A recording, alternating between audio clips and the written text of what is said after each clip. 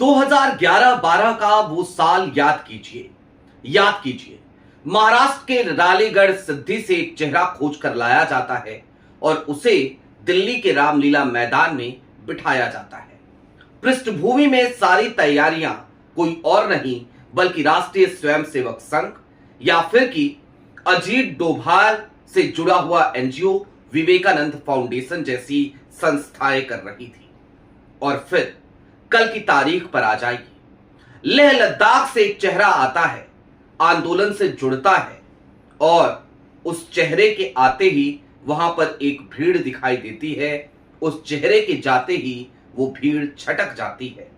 यहां तक कि आंदोलन भी जिसे 5 बजे तक की अनुमति मिली थी उसे 3:30 बजे तक समेट दिया जाता है।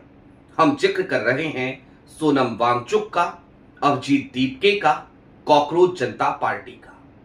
और आज की तारीख में विश्लेषण इस बात का कि क्या सोनम वांगचुक को इसीलिए 15 मार्च 2026 को जेल से रिहा किया गया कि आने वाले समय में उनका यूटिलाइजेशन अन्ना हजारे की तरह ही किया जा सके। साथ ही साथ सवाल यह भी कि क्या इन सब के पीछे कोई और नहीं बल्कि अमित शाह का दिमाग है। और क्या राहुल गांधी के सामने अब केजरीवाल की भूमिका में अभिजीत दीपके या फिर कि सौरभ दास जैसे चेहरों को खड़ा करने की कोशिश की जा रही है, वो भी उस वक्त पे जिस वक्त देश का युवा, देश का जिंजी राहुल गांधी के भीतर अपना नेता खोजने लगा है। सारी बातें जरा विस्तार से करेंगे। नमस्कार, मैं स्वप्न और आप मुद्दा देख रहे हैं। दोस्तों, आगे बढ़े उससे पहले वही छोटी सी अपील। मुद्दा इन दिनों एक गंभीर आर्थिक संकट से जूझ रहा है।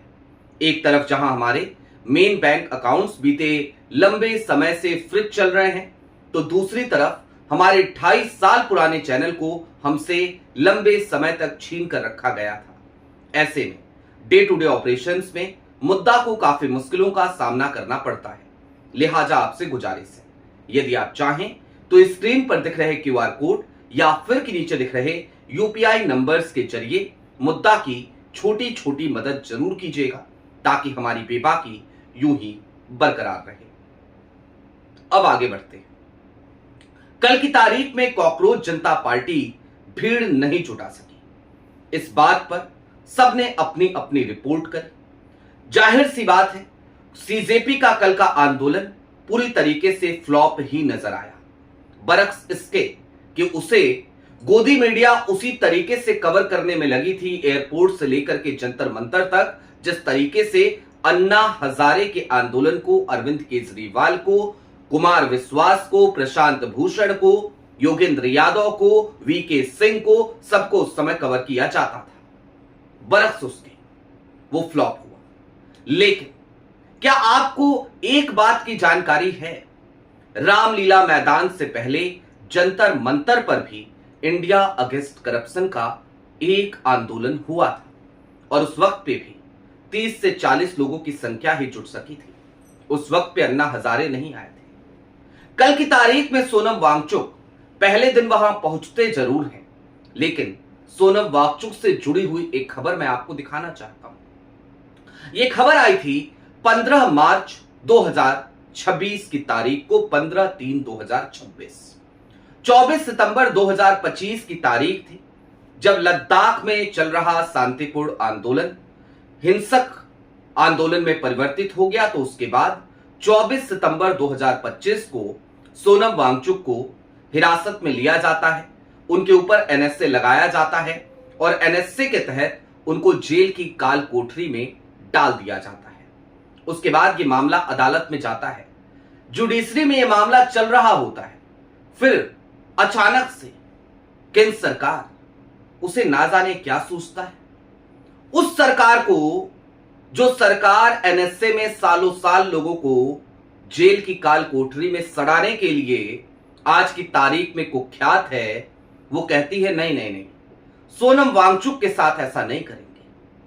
और इसी साल मार्च में, आज की तारीख से तकरीबन 3 महीने पहले कह लीजिए आप, 15 मार्च की तारीख को सोनम वांगचुक को रिहा करने का फैसला कर लिया जाता है और तर्क दिया जाता है गृह मंत्रालय की तरफ से कि सोनम वांगचुक चूंकि आधे से के आसपास का वक्त एनएसए के तहत काट चुके हैं, मैक्सिमम 1 साल की अवधि एनएसए के तहत वो गृह मंत्रालय किसी को भी जेल में रख सकता है अगर उस पर दोष सिद्धि नहीं होती है तो गृह मंत्रालय का बयान आता है बकायदा कि चूंकि आधे से ज्यादा समय सोनम वांगचुक काट चुके हैं, लिहाजा उनको रिहा किया जा रहा है और सोनम वांगचुक से अब बातचीत होगी, बातचीत का सिलसिला चलेगा और सोनम वांगचुक जो है वो सहयोग करेंगे सरकार का।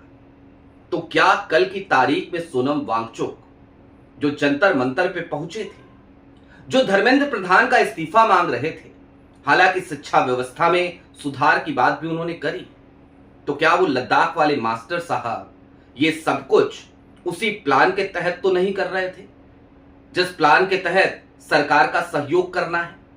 अब आप कहेंगे सरकार का कौन सा सहयोग, तो उस तरफ चलेंगे, लेकिन उससे पहले जरा देश की मौजूदा परिस्थितियों पे एक सरसरी और बारीक निगाह डाल लीजिए।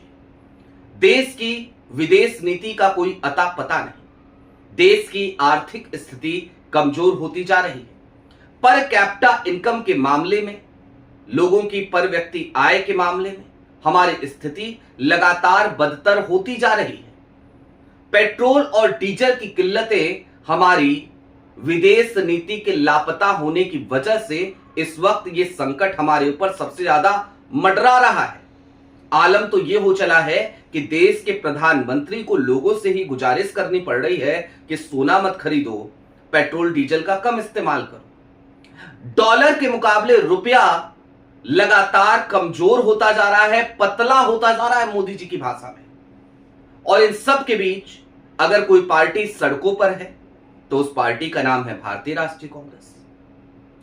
देश में पेपर लीक हो रहे हैं, देश के बच्चे अपनी जान देने को मजबूर हो रहे हैं, तो उनकी आवाज अगर कोई बन रहा है तो वो है राहुल गांधी, भारतीय राष्ट्रीय कांग्रेस, विनोद जाखड़, ये तमाम नेता, ये तमाम चेहरे, उदय भानु चीफ जैसे चेहरे।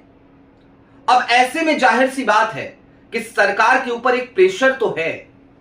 गोदी मीडिया भले उन्हें कवर करे ना करे कांग्रेस को, भले विनोद जाखड़ की फुटेज आपको ना दिखाई जाए, कल दीपेंद्र हुड्डा के ऊपर जिस तरीके की वाटर कैनन की मार डाली जा रही थी कि जैसे उनको चोटिल करके ही मानेंगे, भले वो क्लिप गोदी मीडिया आपको ना दिखाए, लेकिन सोशल मीडिया तो है, वहां के जरिए आपके पास ये तमाम कवरेज आ रही हैं। और इस देश का जिंजी और इस देश का युवा बड़ी तेजी से कांग्रेस के साथ जुड़ रहा है।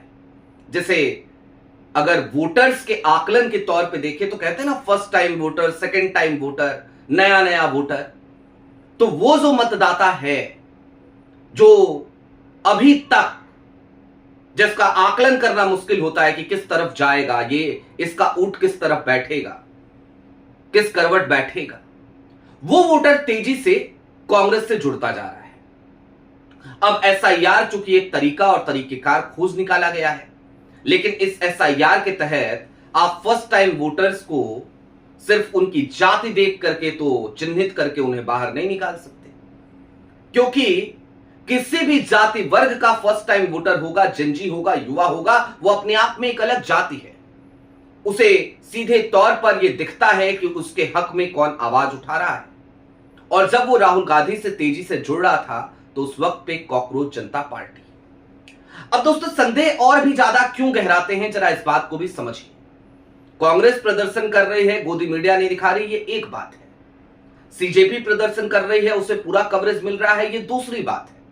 लेकिन तीसरी बात एक और है, क्या कॉकरोच जनता पार्टी, चलिए राहुल गांधी से सहयोग की उम्मीद करें ना करें, राहुल गांधी से संपर्क करें या ना करें, अखिलेश यादव ने कल उनके लिए ट्वीट किया, संजय राउत लगातार उनके पक्ष में ट्विटर पे लिख रहे हैं, मंचों पे बयान दे रहे हैं, प्रेस कॉन्फ्रेंसेस में बयान दे रहे हैं। क्या सीजेपी ने किसी भी ऐसे विपक्षी दल से संपर्क करने की कोशिश की जो विपक्षी दल आज की तारीख में खुल करके मोदी सरकार को घेर रहा हो जनता के मुद्दों पर? जवाब है नहीं, बिल्कुल नहीं। एक सेपरेट आइडेंटिटी बनाने की कोशिश की जा रही है और वृंदा करात सिर्फ और सिर्फ एक नेता का नाम आया कि उनसे बातचीत की गई, उनसे मार्गदर्शन लिया गया। वो भी कब लिया गया, वो टाइमिंग और चौंकाती है।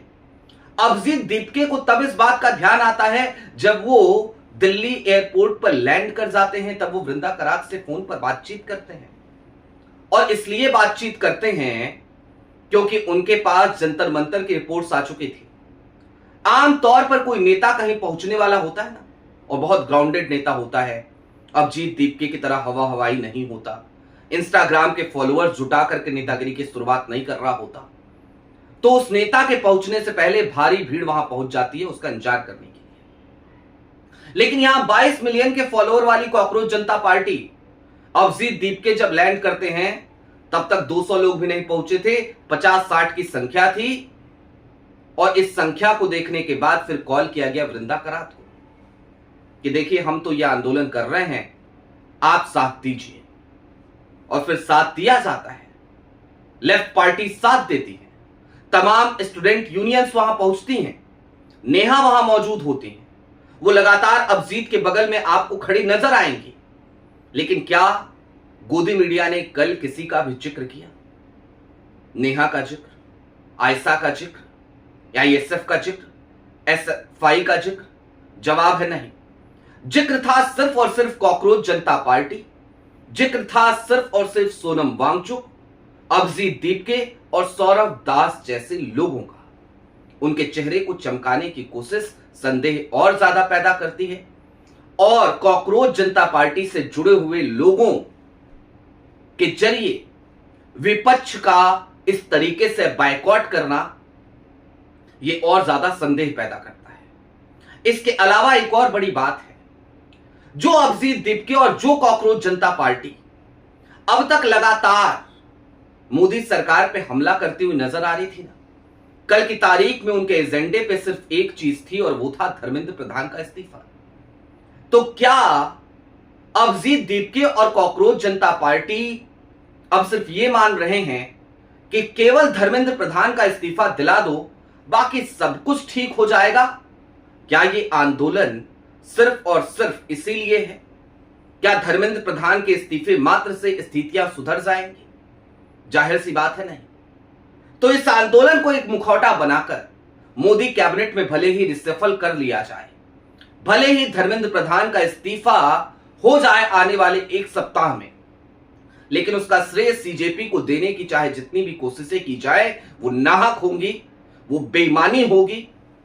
क्योंकि अगर धर्मेंद्र प्रधान का इस्तीफा होता है या मोदी मंत्रिमंडल में बहुत बड़ा कोई फेरबदल होता है, तो उसके पीछे कांग्रेस की उठती हुई आवाज है, अखिलेश यादव की उठती हुई आवाज है, राहुल गांधी के बब्बर शेरों की दहाड़ है, संजय राउत जैसे नेता हैं, उद्धव ठाकरे जैसे नेता हैं, उनकी वजह से होगा। और ये सिंगल पॉइंट एजेंडा कल की तारीख में ला करके कि धर्मेंद्र प्रधान का इस्तीफा दो, अभिजीत दीपके और सीजेपी ने अपने चेहरे का मुखौटा उतारने का काम किया है।